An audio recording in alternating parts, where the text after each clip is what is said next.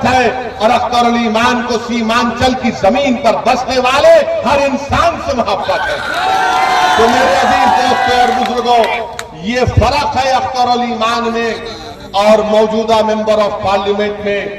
آپ اپنے ووٹ کا صحیح استعمال کریے، اپنے ووٹ کا غلط استعمال مت ہونے دیجیے۔ اب پارلیمنٹ میں آپ کہیں گے کہ نہیں ہم نے ان کو اس بڑی پارٹی کو ووٹ دیا۔ میرے بھائی، اس بڑی پارٹی نے کیا کام کیا بتائیے؟ ٹرپل طلاق کا قانون آیا تو مرحوم مولانا کی اللہ مغفرت کرے ان کو بولنے نہیں دیا۔ CAA کا قانون آیا، نہیں بولنے دیا، کچھ بول نہیں سکے۔ اب یہ آخری پارلیمنٹ کا سیشن ہوا، نریندر مودی نے پورے دیش میں اکثریتی طبقے کو متحد کرنے کے لیے ایک بحث کروا دی کہ 22 جنوری کو تاریخی دن تھا۔ بتاؤ کانگریس کے جو لوگوں نے تقریر کی ان کی تقریر پڑھ لیجیے آپ، اور اسد الدین اویسی نے جو آپ کی طرف سے کہا، جو اللہ نے مجھے بولنے کا موقع دیا، میں نے کھڑے ہو کر یہ کہا کہ 22 جنوری کی بنیاد 6 دسمبر کو رکھی گئی تھی جب بابری مسجد کو شہید کیا گیا تھا۔ 22 جنوری کی بنیاد جب تالے کھولے گئے تھے رکھی گئی تھی۔ 22 جنوری کی بنیاد اس وقت رکھی گئی تھی جب GB پنت نے مسجد میں مورتیوں کو نہیں نکلوایا۔ آج آپ جب ووٹ ڈالنے جائیں گے پوچھو ڈاکٹر صاحب سے، ڈاکٹر صاحب تم نے اپنی زبان سے لفظ بابری مسجد کب بولا تھا وہ بتاؤ۔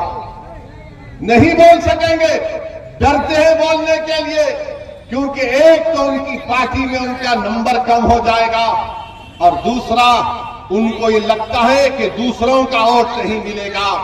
میں یہ سب کچھ پارلیمنٹ اور آپ کے درمیان میں اس لیے نہیں کہہ رہا ہوں کہ مجھے تمہارا ووٹ چاہیے، میں اس لیے کہہ رہا ہوں کہ میں ایک دن مروں گا اور مجھے قبر میں جانا ہے، اور دوبارہ مجھے اور تم کو اٹھایا جائے گا، اور رب کریم سب سے زیادہ پوچھے گا تو ہم لوگوں سے کہ بتاؤ تم کو ہم نے مقام دیا تھا تو تم نے کیا کیا، کیا کہا۔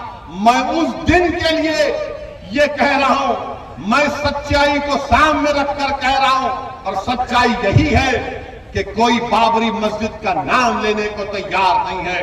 پارلیمنٹ میں نے کھڑے ہو کر کہا بابری مسجد زندہ باد، زندہ باد، تو بتاؤ کیا گناہ کیا میں نے؟ بتاؤ، یہی تو تمہاری طاقت ہے، تمہاری دعائیں ہیں کہ ہم بول سکتے ہیں پارلیمنٹ میں۔ مگر ڈاکٹر صاحب کس کا علاج کریں گے جو خود مریض بنے ہوئے ہیں؟ وہ کس کا علاج کریں گے؟ تو علاج آپ کو کرنا ہے۔ جب پارلیمنٹ کا الیکشن ہوگا تو آپ کو ایک بولنے والا تو اختر علی ایمان ضرور ہے، مگر اختر علی ایمان کے سینے میں دھڑکتا ہوا دل ہے۔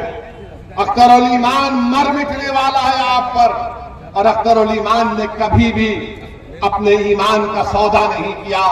اور اگر آپ حیدرآباد، اورنگ آباد اور کشن گنج سے اور دیگر پارلیمانی حلقوں سے جہاں مجلس اپنے امیدوار کھڑا کرنے کا سوچ رہی ہے، اگر ہمارے MP کامیاب ہو کر بھارت کی پارلیمنٹ میں جائیں گے، آپ دیکھ رہے ہیں کہ میں اور امتیاز جلیل صاحب نے سب سے زیادہ سوالات کیے، سب سے زیادہ سوالات۔ اگر اختر علی ایمان کو آپ کامیاب کر کے یہاں کا اپنا MP بنا کر بھیجائیں گے، میں آپ سے وعدہ کر رہا ہوں کہ لوگ کہیں گے کہ ہاں اختر علی ایمان نے تاریخ دہرا دی اور تسلیم الدین صاحب مرحوم کی یاد تازہ کر دی۔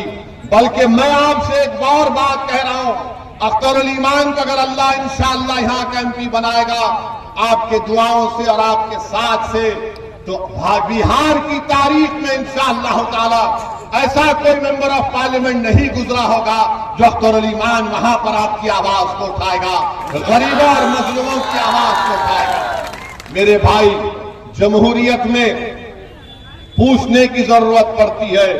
کوئی اگر پارلیمنٹ جاتا ہے تو صرف پارلیمنٹ کی بڑی بلڈنگ کو دیکھ کر خوش ہونے کے لیے نہیں جاتا۔